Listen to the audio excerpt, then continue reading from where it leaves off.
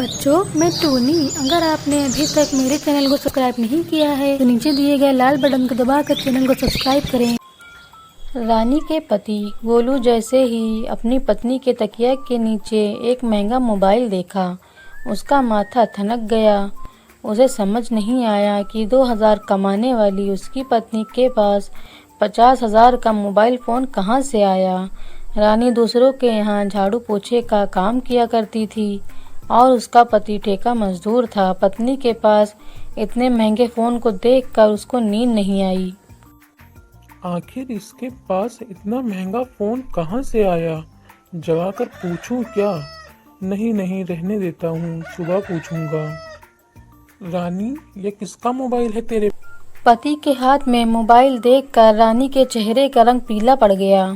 ये कहाँ से आया आपके पास? पता है मैं कितनी चिंता में थी इस फोन को लेकर। तुमने मेरा कोई जवाब नहीं दिया रानी। यह फोन किसका है? अरे मालकिन का है, इसमें कुछ खराबी थी लेकिन अब ठीक हो गया तो आज उन्हें दे दूंगी। ये कहकर रानी काम पर चली जाती है, लेकिन उसके बाद से उसका पति उसको हर रोज एक नए कपड़े, एक नए सोने चांदी के आभूषण में देखता रहता था। जब रानी परसों एक नया टीवी लाई तो उसके पति ने उसको टोका। रानी, क्या है ये सब? क्या तुम्हें दिख नहीं रहा है? यह टीवी है। दिख रहा है, लेकिन यह आया कहाँ से? देखो रानी, ज्यादा बात को मत घुमाओ और सीधा सीधा मुझे जवाब दो। सारी चीजें आती कहाँ से हैं तुम्हारे पास? क्या तुम्हारी लॉटरी लगी है? कभी नए झुमके, कभी नई साड़ी और यह टीवी, यह सब क्या है? ये सारी चीजें मेरी मालकिन ने दिया है। वह मेरे काम से बहुत खुश है। वह क्या कहते हैं अंग्रेजी में, गिफ्ट। हाँ, गिफ्ट दिया है मुझे उन्होंने। देखो रानी, कोई भी इंसान इतना महंगा गिफ्ट नहीं दे सकता है। आप मुझ पर शक कर रहे हैं?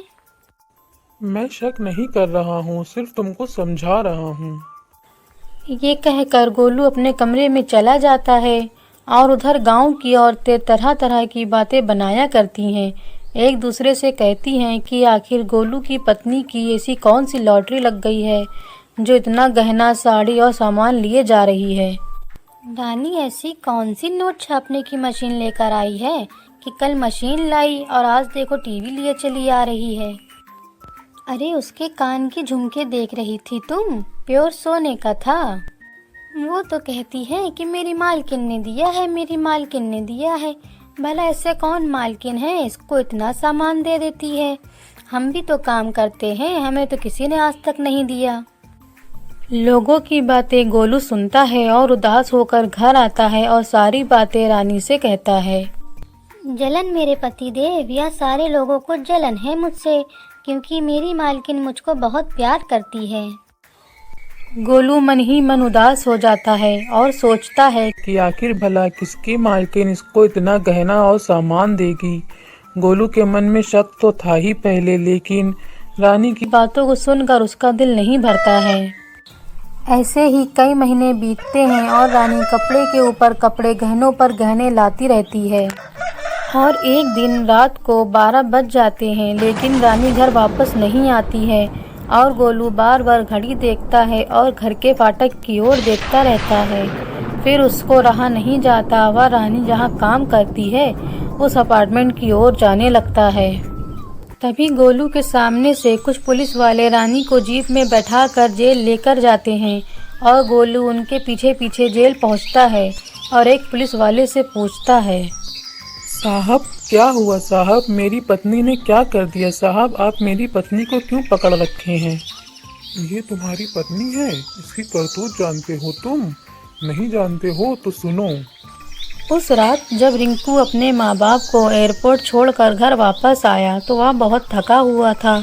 तभी रानी काम कर रही थी घर पर। फिर रानी रिंकू से कहती है, छोटे साहब, आप आ गए हैं मालकिन और बड़े मालिक को हवाई अड्डे पर छोड़कर। हाँ, मैं छोड़ आया हूँ। मैं बहुत थका हुआ हूँ। मैं जा रहा हूँ अपने कमरे में आराम करने। ये कहते हुए रिंकू अपने कमरे में चला जाता है और थकान के मारे बिल्कुल बेखबर सो जाता है। दूसरे दिन सुबह होती है और रानी रिंकू के कमरे में आकर खूब तेज तेज रोने लगती है। मेरी इज्जत लूट लिया तुमने, मुझे कहीं का नहीं छोड़ा। अब मैं क्या मुंह दिखाऊंगी दुनिया वालों को। रिंकू नींद में उठता है और उसको कुछ समझ में नहीं आता है और वह पूछता है, क्या हुआ, आप रो क्यों रही हैं इतनी तेज तेज? छोटे मालिक, कल आप नशे में थे और आपने मेरी इज्जत पे हाथ डाला। अब मैं क्या लोगों को मुंह दिखाऊंगी। रिंकू सोचने लगता है कि मैंने यह सब कब किया, मुझे तो कुछ भी याद नहीं है। देखिए, रोइए मत, आपको जो चाहिए मैं देता हूँ आपको। इसी तरह रानी कुछ महीनों तक पैसे, गहने और सारा सामान उससे ऐंठती रहती है और फिर कुछ दिन बाद जब पैसों का लेन देन उसकी बड़ी मालकिन अपने मोबाइल में देखती है तो उसको शक होता है, आखिर यह सारे पैसे रिंकू कहाँ लुटा रहा है। रिंकू, तुम्हारे बैंक अकाउंट से इतने सारे पैसे निकल रहे हैं, कहाँ खर्चा कर रहे हो बेटा? कुछ ज़रूरी काम है या बिजनेस में लगा रहे हो? रिंकू सारी बात अपनी माँ से बताता है और उसकी माँ पुलिस वालों को बुलाती है और रानी को पकड़वा देती है। सुना अपनी बीवी की करतूत? रानी, मैं कहता था ना तुमसे कि ये पैसे कहाँ से आ रहे हैं, लेकिन तुमने मुझे सच नहीं बताया था। देखो तुम्हारा क्या हुआ, तुमको आज कहाँ लेकर आया है। तुमने गलत किया है और अब तुम जेल की सजा भी काटोगी। मुझे बचा लीजिए, मुझे बचा लीजिए। अब आगे से मुझसे ऐसी गलती नहीं होगी। मुझे जेल से बाहर निकलवा लीजिए।